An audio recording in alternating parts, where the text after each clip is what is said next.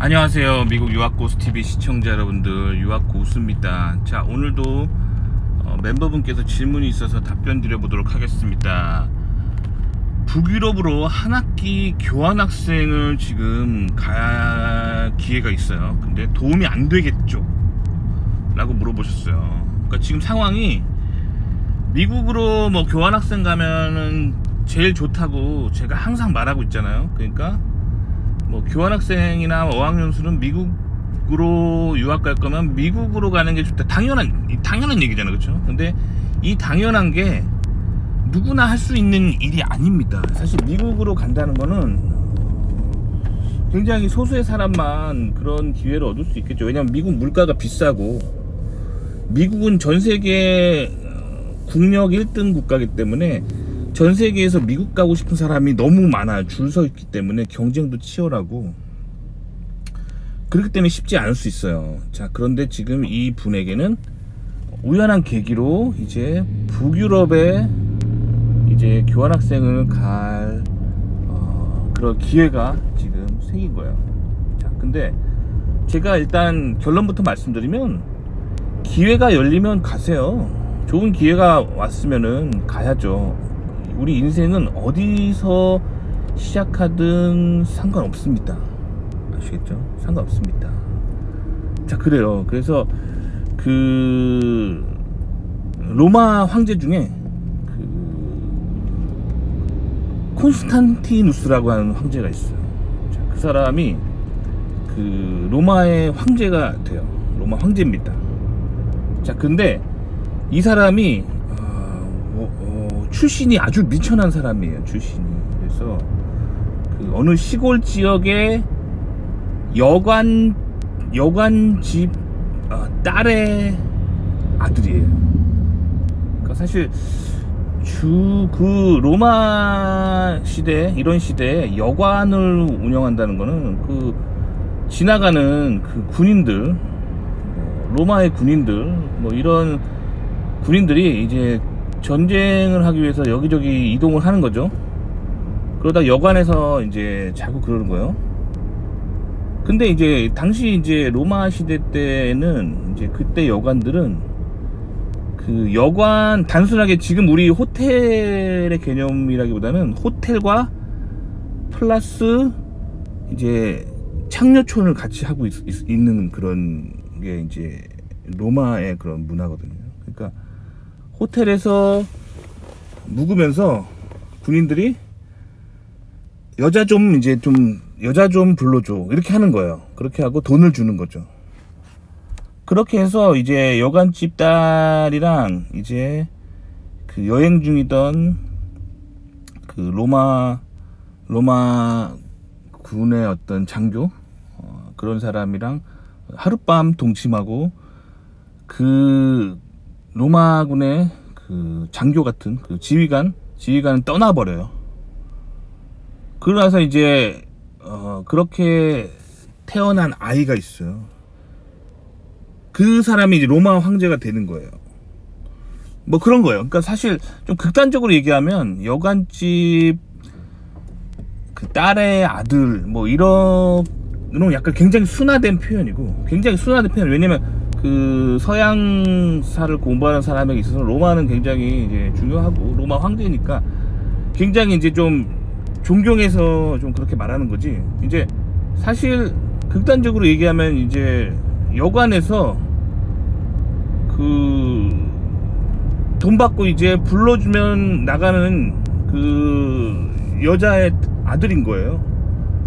그러니까 사실은 좀 하여튼 뭐 그 있잖아, 그런 거예요. 근데 이제 로마의 황제가 되죠. 사실 어디서 시작하는지가 중요한 게 아니에요. 어디서 시작하는 게 중요한 게 아니에요, 인생은. 아시겠죠? 그러니까 사실은 뭐 유럽 안 가도 돼요. 그죠? 어학연수 안 가도 됩니다. 한국에서도 충분히 잘 할 수 있어요. 자, 그런데 이제 중요한 건 뭐냐면 인생에서 항상 선택이에요. 좋은 것을 선택하는 거. 자, 인생에는 항상 두 가지 선택이 있습니다. 두 가지 선택. 그래서 좋은 것과 나쁜 것이 있어요. 인생의 성공의 비결은 무엇이 좋은 것인가, 무엇이 나쁜 것인가를 요거를 잘하는 사람이 성공하는 거예요. 아주 심플해요. 인생은 딱 두 가지 선택 중에 하나예요. 언제나. 좋은 거, 나쁜 거, 좋은 거, 나쁜 거, 좋은 거, 나쁜 거. 그러니까 요거를 가치 판단을 되게 잘해야 돼요. 할까 말까, 갈까 말까, 쟤랑 사귈까 안 사귈까, 저 회사 들어갈까 말까. 항상 이 선택의 문제입니다. 선택의 문제 아시죠? 이 선택을 굉장히 잘 하셔야 돼요. 자, 그래서 선택에 대해서 오늘은 좀 님에게 얘기해 드리도록 하겠습니다. 자, 일단은 기회가 오면은 지금 뭐 예를 들면 이게 거의 뭐 아주 저렴한 가격에 뭔가 얻을 수 있으면 가야죠.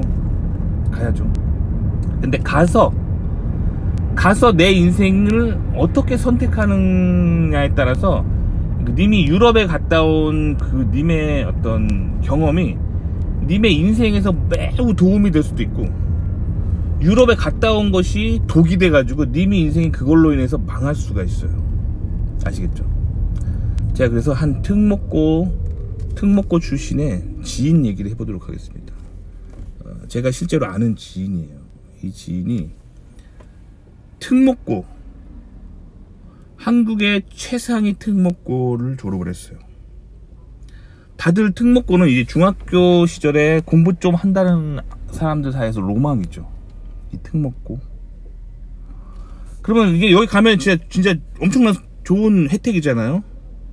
근데 특목고도 여러 군데 있고, 갈까 말까의 선택에서 이 사람은 어떤 선택을 하냐면 특목고인데 한복을 입고 공부시키는 특목고에 갑니다. 자, 특목고인데 한복을 입힌다. 이건 뭐냐면 민족주의예요.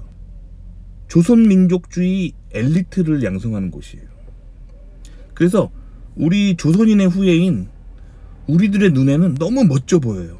왜냐면 이 조선의 그런 위대한 사상들 있잖아요. 뭐 예를 들면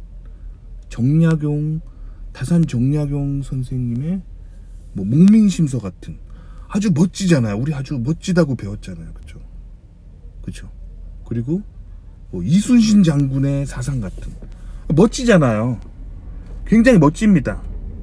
그래서 우리 조선인의 후예인 한국인들의 그런 눈에는 너무 멋져요. 아, 저렇게 멋진 학교가. 거기를 가잖아요.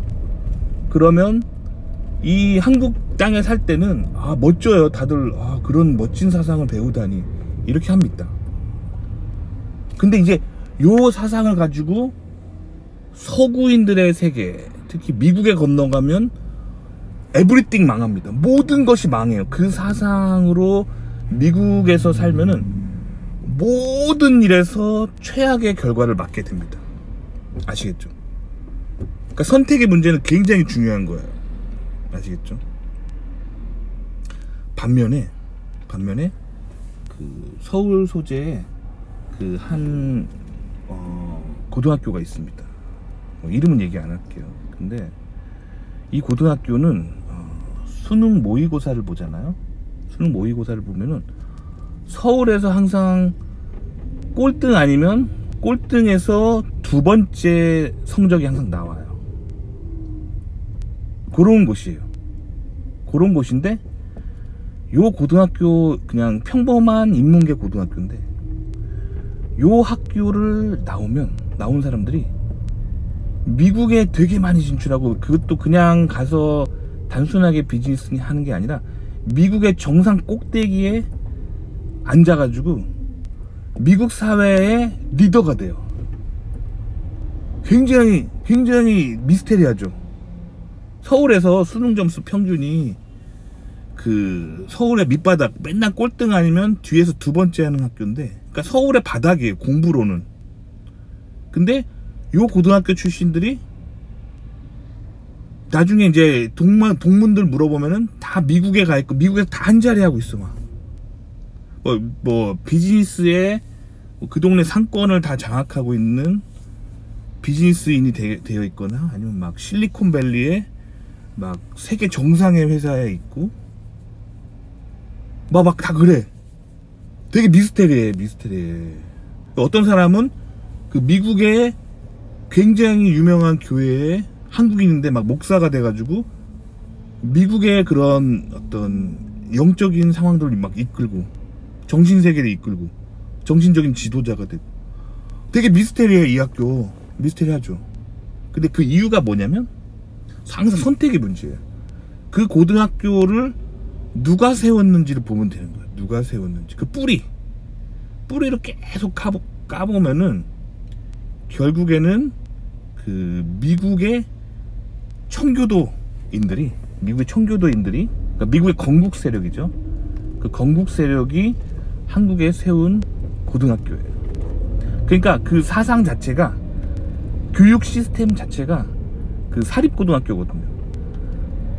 그 교육 시스템 자체가 그냥 미국적으로 가르치는 거예요. 미국적으로. 한국적으로 가르치지 않는 거예요. 어린 시절 그렇게 보냈기 때문에 그냥 미국에서 그냥 엘리트가 되는 거예요. 미국 사회의 리더가 되는 거예요. 그러니까 선택이 이렇게 중요합니다. 아시겠죠? 그래서 그런 겁니다. 지금 제 얘기한 거예요.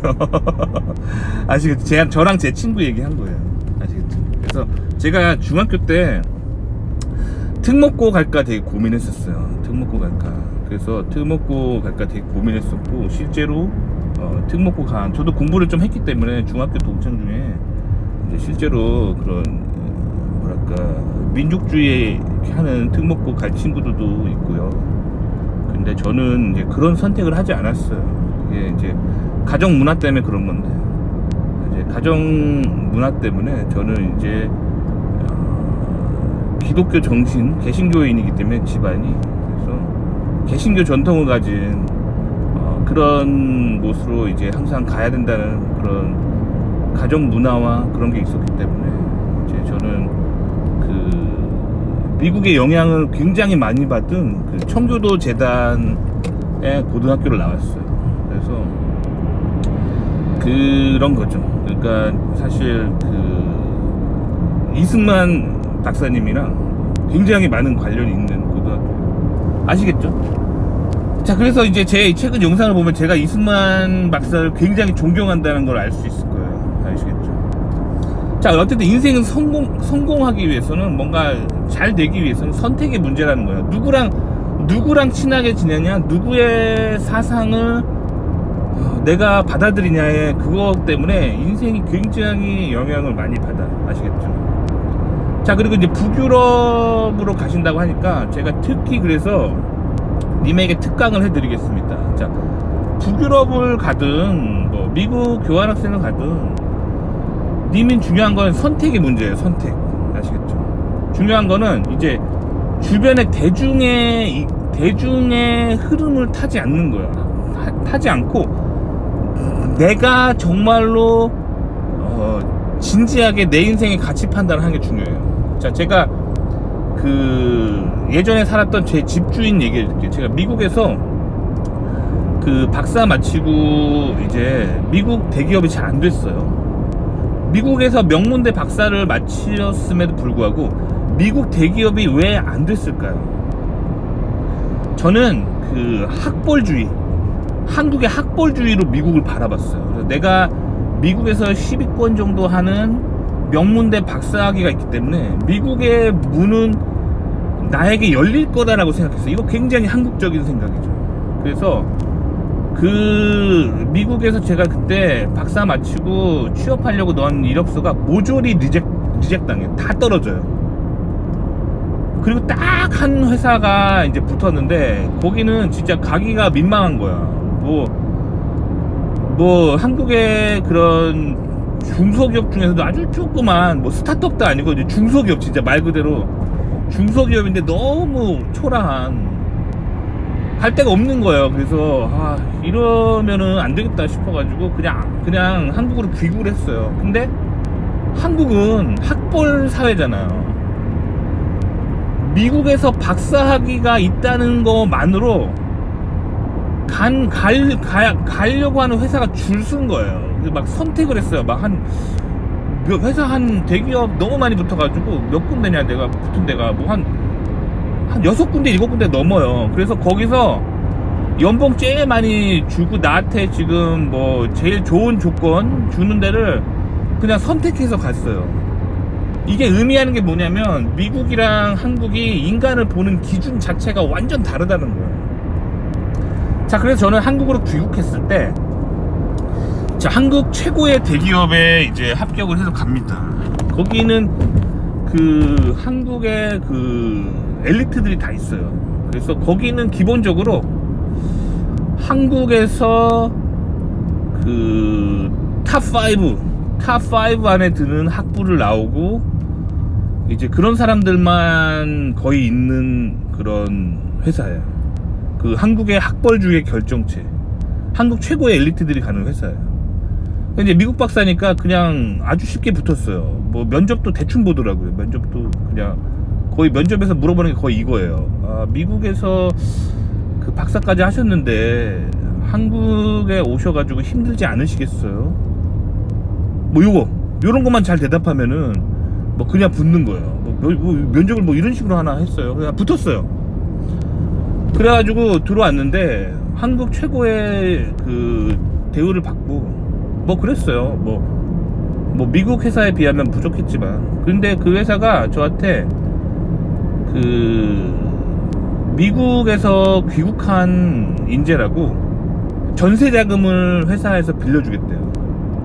공짜로 주는 건 아니고 집을 그 회사 다니는 동안 회사에서 전세 자금을 무이자로 빌려주는 거예요. 그러니까 이자를 안 내도 돼. 아주 꿀이죠. 이자를 안 내도 돼요. 그래서 무이자로 그냥 회사에서 그 전세 자금을 빌려주는 거예요. 참고로 이거 국내 박사한테는 이런 거 안 해줍니다. 오직 해외 박사한테만 해주는 거예요. 그러니까 그런 혜택을 줘요. 그래서 무이자로 전세 자금을 빌려준다는 거예요. 그래가지고 제가 이제 그 회사에서 빌려준 그 전세 자금을 가지고 이제 그 회사 주변에 이제 아파트를 구하러 다닙니다. 전세 자금 그거 가지고. 그래가지고 어떤 집에 딱 그 괜찮은, 회사에서도 가깝고 뭐 나름 뭐 이렇게 괜찮은 데를 하나 선정을 해가지고 거기 이제 전세 계약을 해요. 계약을 하는데 저는 그때 굉장히 충격받았어요. 왜냐면 전라남도 목포에서 오신 분이 그 집주인이더라고요. 근데 사실 수도권에 이 전라남도 목포에 계신 분이 집을 가지고 있다는 게 좀 의아했어요. 저분은 왜 그 수도권에 이렇게 집을 가지고 계시지? 뭐 그때는 세상을 잘 몰랐으니까. 전라남도 목포에서 뭐 집주인하면 되지 왜 굳이 수도권까지 오셔가지고 저러지 했거든요. 나중에 이 부동산 있죠, 부동산에 이제 물어보니까 그 부동산 아저씨랑 막 얘기하다 보니까 그 분이 이 수도권 일대에 그 아파트 60채를 가지고 있대요. 그러니까 그 부동산이 막 그 집 보여주면서, 그러니까 지금 저 아파트 촌 보이죠? 저기서부터 저기까지 다 저 할아버지 거예요. 그런 거. 수도권에 그 아파트를 60채를 가지고 있는 사람이에요. 그거 가지고 전세를 이제 돌려가지고 그 전세나 뭐 월세든 뭐 이렇게 돌려가지고 그걸로 이제 먹고 사는 거예요. 대단하죠. 정말 대단해요. 대단하단 말이에요. 근데 우리가 그냥 그 인터넷으로 막 검색해 보면은 전라도 딱 하면은 그 호남 지역은 기본적으로 이제 좌파 투표율이 굉장히 높은 지역이에요. 제가 어렸을 때는 90%가 넘어갔어요. 90% 넘는 좌파 지역이었고, 요새는 좀 나아져서 요새는 80% 혹은 80% 언더거든요. 자, 근데 이게 사실 좌파라고 보긴 힘들잖아요. 아파트 60채를 가지고 사는 사람이. 그러니까 이 호남 사람들은 다 좌파다, 호남 사람들은 다 뭐 공산주의를 좋아한다, 이렇게 보시면 안 돼요. 사람은 개개인으로 봐야 돼요. 그러니까 그렇게 막 전라도라고 싸잡아서 다 막 뭐 저 사람들은 공산주의 좋아한다, 그렇게 보시면 안 돼요.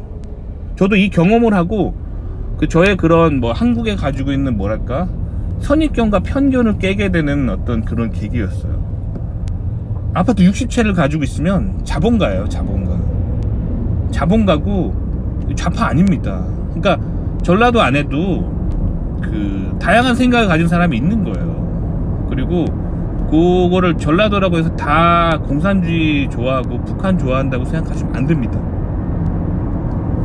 그러니까 사람의 어떤 인생은 개개인의 선택이라는 거예요. 그렇게 보셔야 됩니다. 근데 한국 사람들은 항상 공동체주의적인 시선으로 그 사회를 바라보기 때문에 거기서 많은 이제 분쟁이 일어나는 거예요. 그러니까 인디비듀얼리즘, 개인으로 보셔야 돼요. 개인. 그러니까 마찬가지로 전라도 지역에 계시는 분들도 대중이 다 이렇게 좌성향이어도 본인은 우성향일 수 있는 거예요. 그거를 이제 리스펙 하셔야 돼요. 그거를. 그러니까 이 자유민주주의라는 건 결국엔 뭐냐면 이 자기 선택의 자유가 있어야 돼요. 자기가 무슨 선택을 하든 자유가 있어야 돼요. 아시겠죠? 하지만 그 선택에는 항상 그 결과가 있다는 거예요. 대가가 있고 결과가 있어요. 그러니까 선택을 할 때 되게 잘해야 돼요. 그래서 제가 이제 여러 가지 밑밥을 깔아 드렸어요. 자, 그러면 유럽을 간다고 하면은, 자, 유럽을 갈 때 유럽에서 사는 님의 삶은 이제 님의 개개인의 선택으로 바라봐야 돼요. 인생을. 근데 유럽이라는 사회 전체가 가지고 있는 분위기가 있거든요. 그 공동체주의에 휩싸이면 안 돼요. 아시겠죠? 자, 그래서 제가 이제 저는 유럽에서 뭐 이렇게 교환학생이나 그런 걸 해본 건 아닌데, 저는 한국에서 학부를 마치고 저는 학점이 안 돼가지고 경험을 쌓기 위해 SOP에 쓸 말을 만들기 위해서 한국에서 그 외국계 회사를 다녔어요. 외국계 회사. 제가 이제 그냥 외국계 회사라고 막 그냥 얘기하니까 구독자분들이 그냥 어림짐작해서 아, 미국계 회사 한국지사구나 라고 이제 어림짐작하시는 분들이 있는데, 사실 제가 이제 프라이버시 때문에 제 이야기를 잘 안 하고 싶어서 그런 거거든요. 근데 여기 회사가 이제 프랑스 회사예요. 프랑스 파리에 본사가 있고 한국에 지사가 있는 그런 회사였어요. 거기를 다녔던 거예요. 그래서 제 매니저가 이제 프랑스에서 온 주재원이었어요. 백인, 아직도 기억합니다. 금발의 그 젊은 남자가 그 제 매니저였어요. 제 매니저였고, 그 사람이 이제 프랑스 사람이었어요. 그래가지고 근데 이제 영어로, 회사 공용어는 이제 영어죠. 영어로 얘기하는 거죠. 한국 사람들하고 뭐 불어로 얘기하라고 하면은 너무 힘드니까 영어로 얘기해도 괜찮은 분위기였어요. 그래서 영어로 막 얘기하고 영어로 서로 이메일 쓰고 막 그러는 분위기였어요. 자, 근데 유럽과 미국은 굉장히 다릅니다. 저는 지금 미국을 살고 있는데 제가 경험한 프랑스인들은 굉장히 달라요. 그래서 이제 유럽의 문화와 프랑스 그 문화, 뭐 북유럽은 사실 유럽에서 보통 저쪽이죠. 뭐 노르웨이나 뭐 하여튼 그쪽이잖아요. 노르웨이나 저 독일 위쪽, 그쵸? 근데 이제 독일까지 보통 이제 북유럽 문화권이라고 보시면 돼요. 근데 하여튼 이 유럽과 미국은 굉장히 다릅니다. 굉장히 달라요. 그럼 저는 어떻게 이제 프랑스 회사에서 이제 미국으로 건너가게 됐냐? 미국과 프랑스가 별로 이렇게 큰 상관이 없는 것 같은데 어떻게 건너가게 됐냐? 다 방법이 있어요. 방법이 있어. 그래서 제가 항상 그런 얘기를 되게 많이 하는 거예요. 요새 좀 어떻게 보면 좀 짜증날 수도 있는데, 왜냐면 요즘 한국이 정치 갈등이 굉장히 심각한 거 알고 있습니다. 그래서 한국의 이 좌파 우파 갈등 되게 심하잖아요. 되게 심합니다. 지금 뭐 선생님들 다 파업하고, 그리고 과학자들 다 지금 막 뭐 파업 직전이고, 이 좌파 우파 갈등 되게 심합니다. 광화문에 이제 하루도 안 시끄러울 날이 없잖아요. 알고 있어요. 알고 있는데, 그래서 이제 이거를 사람들이 정치 색깔로 볼까봐 굉장히 제가 걱정되긴 하는데, 그런 의도가 아니에요. 저는 정치에 별 관심이 없고요. 제 인생에서 한 번도 광화문에서 시위를 해본 적이 없어요. 학교 다닐 때도, 한국에서 학부 다닐 때도 저 뭐 학생 운동권 해본 적이 없어요. 운동권에 있는 친구들은 있었는데 그 운동권을 뭐 한 번도 데모를 해본 적이 없어요. 정치에 관심이 없다는 얘기예요. 지금도 그렇고. 자, 그러면 왜 제가 좌파 우파 이렇게 지겹도록 얘기하냐면 이게 우리가 살고 있는 세상의 본질이에요. 좌파를 선택하냐 우파를 선택하냐, 이 투표를 얘기하는 게 아닙니다. 투표 얘기하는 거 아니에요. 아시겠죠?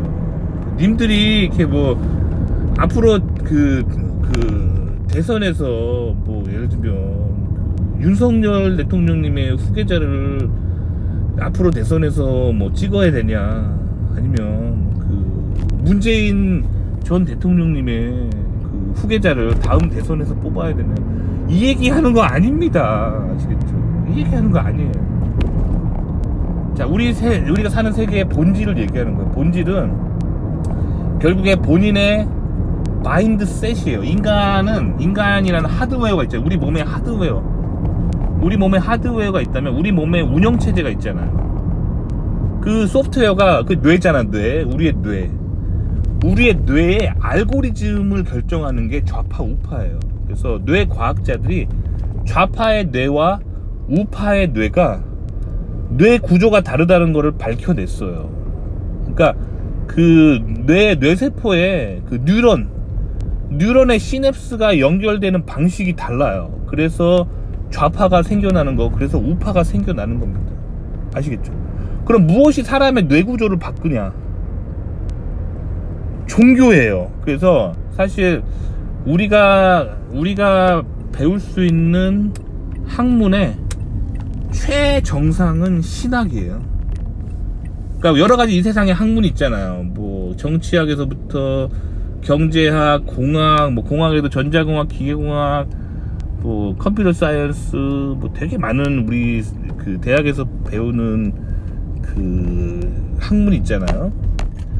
그 중에 가장 수준이 높고 가장 그 산꼭대기에서 바라보는 최고의 학문은 신학이에요. 우리 인간의 정신세계를 결정하는 알고리즘을 연구하는 곳이 신학입니다.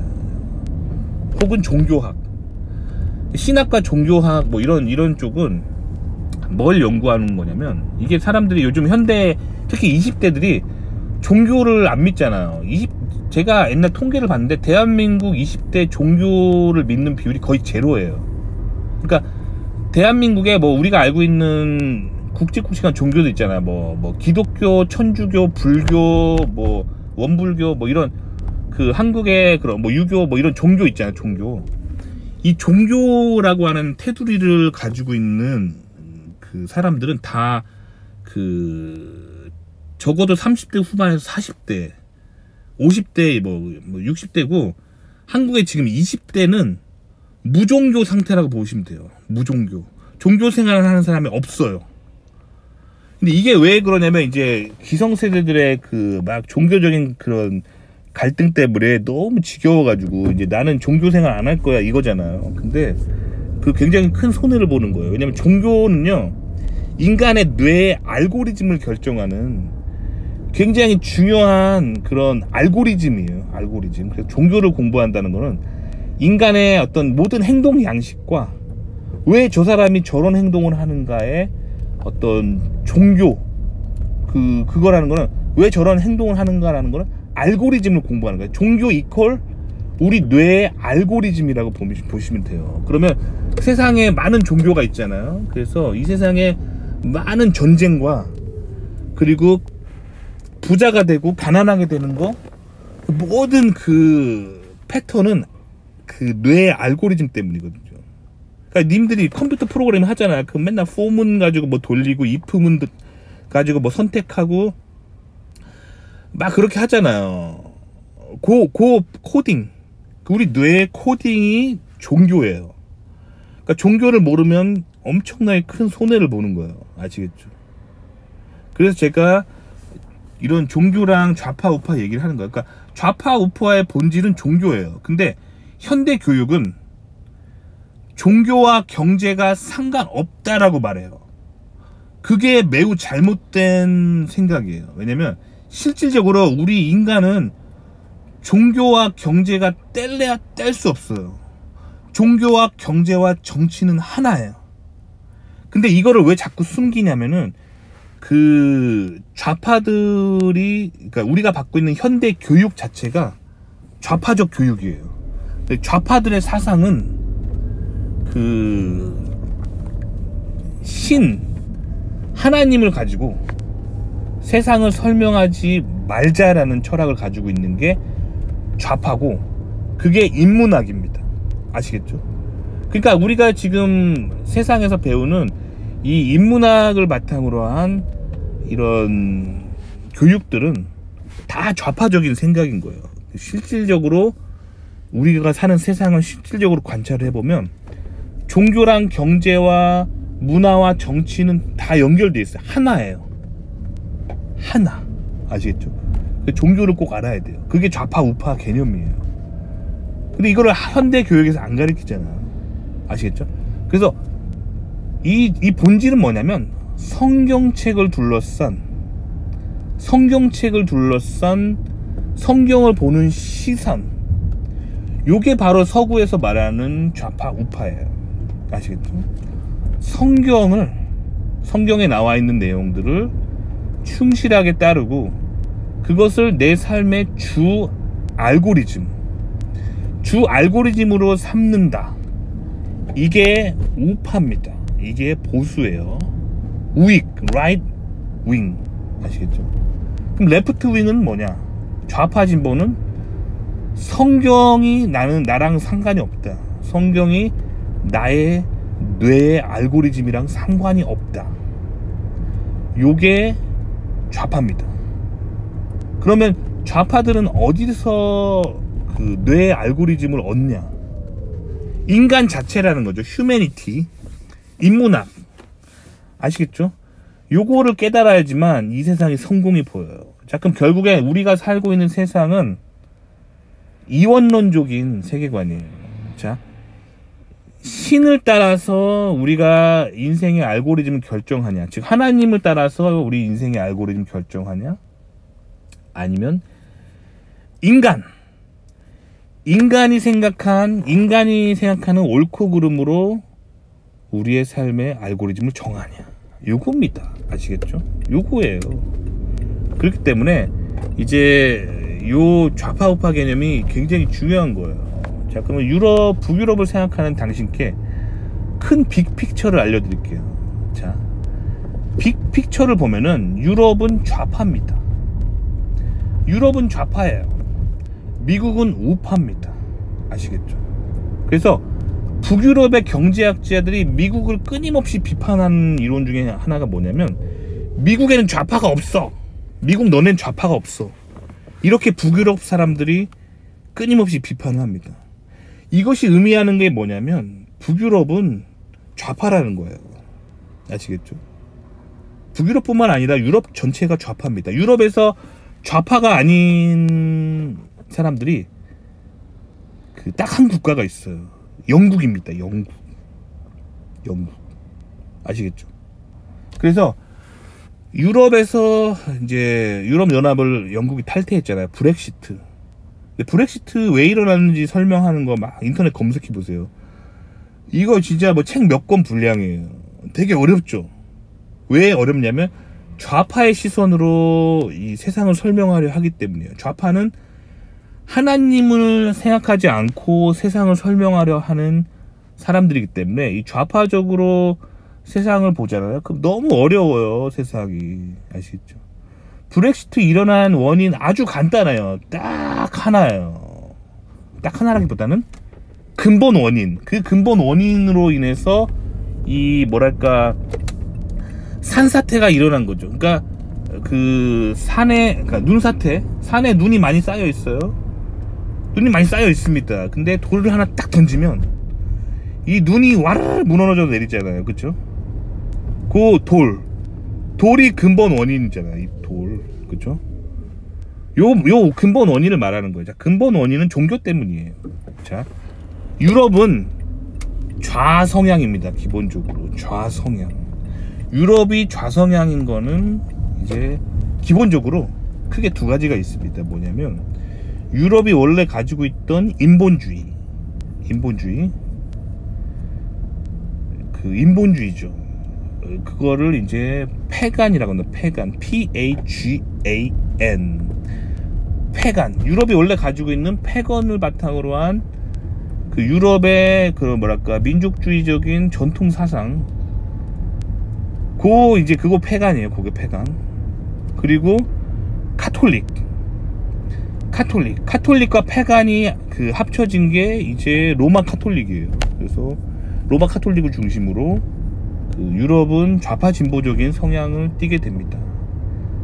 참 카톨릭이 왜 좌파냐면은 이제 교황의 통치를 정당화하기 위해서 성경책 66권, 이제 성경은 66권이라고 말씀드렸죠. 구약성경 39권, 신약성경 27권, 거기에 7권의 추가적인 성경책을 끼워 넣어요.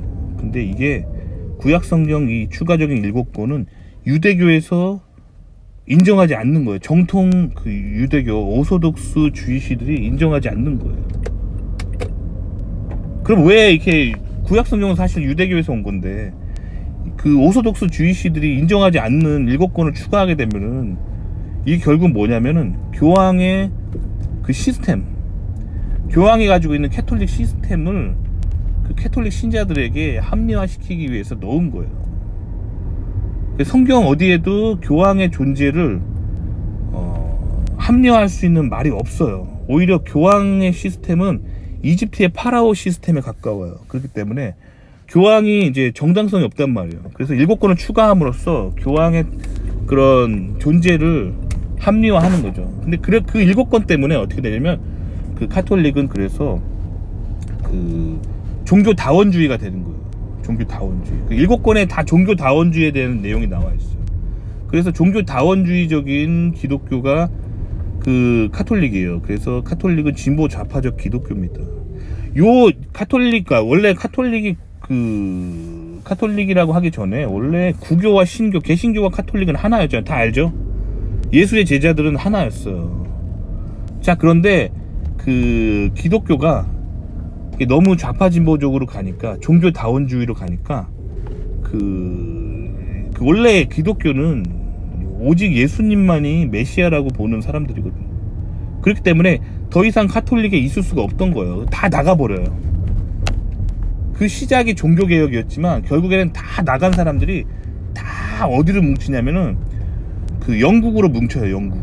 아시겠죠? 그래서 영국이 우파인 거고, 영국을 중심으로 한 세력들이 우파인 거고, 이제 좌파는 이제 카톨릭과 유럽에 원래 있던 인본주의, 그것이 모여있는 곳이 이제 프랑스거든요. 그래서 카톨릭과 인본주의가 모여있는 곳이 프랑스예요. 그래서 프랑스가 좌파입니다.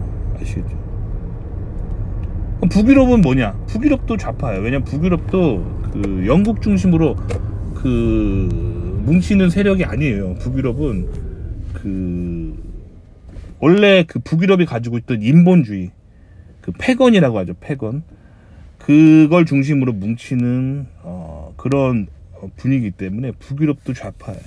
아시겠죠? 그 북유럽의 그 인본주의적인 사상, 민족주의적인 어떤 사상, 그거 있잖아. 그게 그 사상이 바이킹이에요. 그 바이킹 알죠? 그 바다에서 그 해적질하는 바이킹. 그 바이킹의 구원관을 보면 바이킹은 그 천국으로, 기독교에서 말하는 천국의 구원관을 가지고 있지 않아. 바이킹은 발랄라라고 하는 그 전투에서 용맹하게 싸우면, 그러니까 즉 사람을 많이 죽이고 정복하고 용맹하게 싸우면 발랄라에 간다고 그 믿었거든요. 그게 천국이라, 그 바이킹의 천국이에요. 기독교에서 말하는 천국이랑 완전 다르죠. 거꾸로죠. 발랄라, 사람을 많이 죽이면 그 발랄라에 갑니다. 발랄라. 이게 이제 바이킹 사상이거든요. 이게 기독교로 봤을 때는 이거 지옥이에요. 기독교 관점으로 봤을 때는 지옥이거든요. 그거를 천국이라고 말하잖아요. 그러니까 좌우가 바뀌어 있잖아요. 그렇죠? 그래서 이제 북유럽은 그래서 좌파로 간 거예요. 그래서 이제 그 히틀러가 이게 독일이 이 북유럽에 속하거든요. 그래서 이 바이킹 사상에 굉장히 많이 영향을 받아 있었던 거예요. 그래서 2차 세계대전 때 그 독일이 패전할 때 그 독일 사람들이 그렇게 외쳤어. 이제 라그나로크가 오는구나. 라그나로크가 뭐냐면 그 바이킹들이 말하는 그 바이킹 세계관에 있어서의 그 종말을 그 라그나로크라고 하거든요. 뭐 게임에서 많이 나오죠. 하여튼 그래서 그 나치의 배후 세력들은 그 바이킹적인 사상을 가진 사람들이었어요. 아시겠죠? 그게 좌파예요. 그러니까 그 히틀러가 학교에서는 그 우파라고 가리키잖아요. 우파. 그것도 극우, 파라이트라고 가리키는데 히틀러와 나치는 좌파입니다. 아시겠죠? 그러니까 학교 인문학에서 굉장히 잘못 가리키는 것들이 있어요. 그렇기 때문에 학교 교육을 가지고 학교에서 배운 거를 가지고 님이 이제 유럽을 가잖아요. 그러면 님은 좌파가 돼요. 좌파가 되는 게 뭐가 나쁘냐? 님이 좌파가 되든 우파가 되든 님의 선택이에요. 자유의지를 가지고 하는 거기 때문에 저는 이렇게 좌파하면 절대 안 된다 막 하면서 막아서고 막 님을 막 가둬놓고 막 좌파 절대 하면 안 돼, 이렇게 하면 안 됩니다. 이거는 자유민주주의가 아니에요. 자유민주주의라는 거는 스스로 선택하게 하는 거예요. 자유의지를 가지고. 자, 그래서 님이 지금 북유럽에 가면 좌파가 될 게 뻔해요. 왜냐면 북유럽은 좌파 사상으로 가득 차 있습니다. 그래서 이제 그 좌파적인 뷰로 세상을 보게 되면은 제가 항상 말씀드리지만 가난해집니다. 그러니까 님이 지금 유학 가고 성공하려고 하는 게 다 성공하려고 그런 거잖아요. 더 돈 많이 벌고 싶고 성공하고 싶고 행복하게 살고 싶으니까 지금 미국 유학 가고 싶은 거잖아요. 근데 좌파에 빠지면 지금 님이 살고 있는 그 상태보다 더 가난해져요. 하는 일이 더 망합니다. 그렇기 때문에 저는 이 정보를, 인포메이션을 알려드려야겠죠. 그래서 님은 우성향으로 살아야 됩니다. 그래야 님이 더 돈을 벌고 님이 더 행복해지고 님이 삶이 더 긍정적인 그 방향으로 가는 거예요. 그러니까 북유럽에 가도 상관없어요. 북유럽의 그 뭐랄까 전체적인 분위기에 휩쓸리지 마시고, 그래서 북유럽에 갈 때 항상 성경책을 읽으세요. 성경책. 그래서 님이 북유럽에 가실 때 꼭 읽어야 될 성경책은 제가 늘 말씀드리지만 킹 제임스 성경책입니다. 킹 제임스 성경책. 인류가 번역한 영어 성경책 중에서 가장 성경의 원문인 히브리어와 그 구약 성경의 원문, 그리고 신약 성경의 원문이 헬라어와 가장 가까운 성경책, 번역이 가장 잘 돼 있는 성경책인 킹 제임스 성경책을 가지고 가셔야 됩니다. 이것이 바로 미국 개신교의 뿌리고 그 영국 개신교의 뿌리입니다. 즉 미국적인 사상이죠. 그러니까 사실 미국적이라기보다는 성경이에요. 그러니까 그 미국의 본질은 뭐냐면, 미국의 본질은 그 성경을 추구하는 사람들이에요. 그러니까 어떻게 보면 되냐면, 그 이스라엘에서 그 구약 성경을 열심히 믿은 그 유대교 같은 사상 있잖아요. 그 유대교 같은 사상을 가진 사람들이 이제 예수님을 믿는 거예요. 그러니까 유태인 혹은 유대교의 존재는 의미가 뭐냐면 구약 성경까지만 나는 믿겠다는 거예요. 예수님을 메시아로 받아들일 수 없다가 이제 유대교거든요. 근데 그런 유대교적인 사상에서 예수님은 메시아라고 믿는 거, 그 유대교에서 말하는 야훼께서 이 땅 가운데에 그의 피조물인 인간들의 죄를 용서해 주기 위해서 내려오신 거죠. 예수님을 믿는 거죠. 그게 이제 그 사상을 그 구현한 것이 미국입니다. 문화적으로, 종교적으로, 국가적으로 잘 구현해 놓은 땅이 미국이에요. 미국.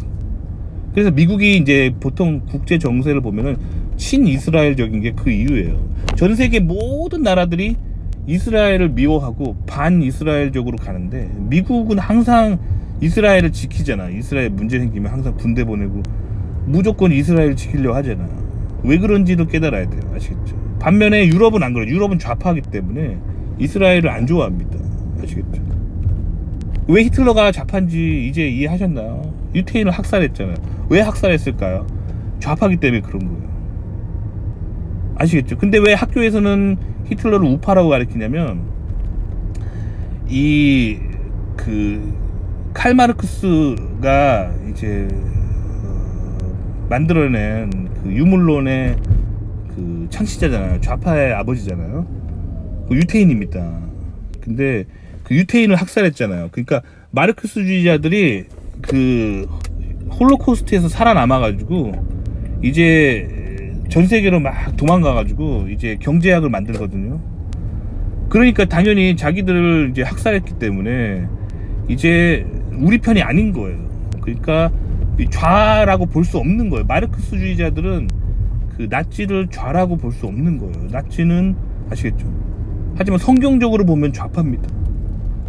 그러니까 학교에서 배운 경제학, 정치학 가지고 세상을 보면 안 돼요. 그냥 성경적으로 미국을 바라봐야 됩니다. 그리고 성경적으로 유럽을 바라봐야 됩니다. 그러면은 이 뭐가 님에게 이제 님의 인생에 좋은 건지 딱 보여요. 아시겠죠? 그러니까 님은, 제가 봤을 때 기회가 왔으면, 미국 갈 기회가 안 열렸는데 북유럽 가야 된다면 가세요. 근데 북유럽이 좌파라는 걸 잊지 마시고, 좌파에 빠지면 가난해진다는 거 잊지 마시고, 좌파에 빠지면 지금 삶보다 더 불행해지고 더 가난해진다는 거 잊지 마시면 돼요. 그러니까 우파에 서야 되겠죠. 그래야 님이 더 돈을 벌고 더 행복해지고 님의 인생이 더 긍정적으로 가는 거예요. 아시겠죠? 그러면 이 좌파 세상인 북유럽에서 이제 어떻게 하면 내가 좌파에 빠지지 않을까를 고민하셔야 돼요. 좌파에 빠지지 않으려면 방법은 딱 하나입니다. 님이 성경책을 늘 열심히 읽고 개신교 신자가 되는 방법밖에 없어요. 아시겠죠?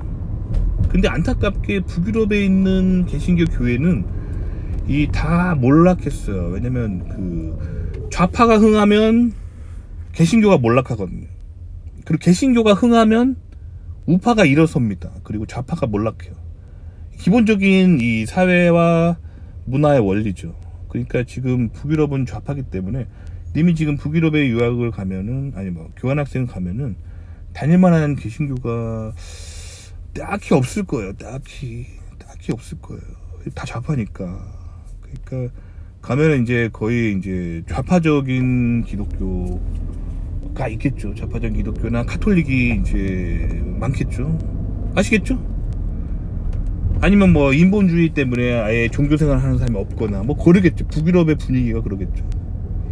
자, 그렇기 때문에 님은 이제 제가 드리고 싶은 말씀은 성경을 열심히 읽으셔요. 성경. 그 약간 로마 시대에 카타콤 같은 그런 신앙생활을 하셔야 돼요. 카타콤 뭐냐면 로마 황제가 기독교를 공인하기 전까지는 기독교인들은 숨어 살았어요. 로마에서. 왜냐면 기독교인인 거 걸리면은 불에 태워 죽였어요. 화형이었어. 불에 태워 죽였고, 아니면 사자밥으로 던져버렸어요.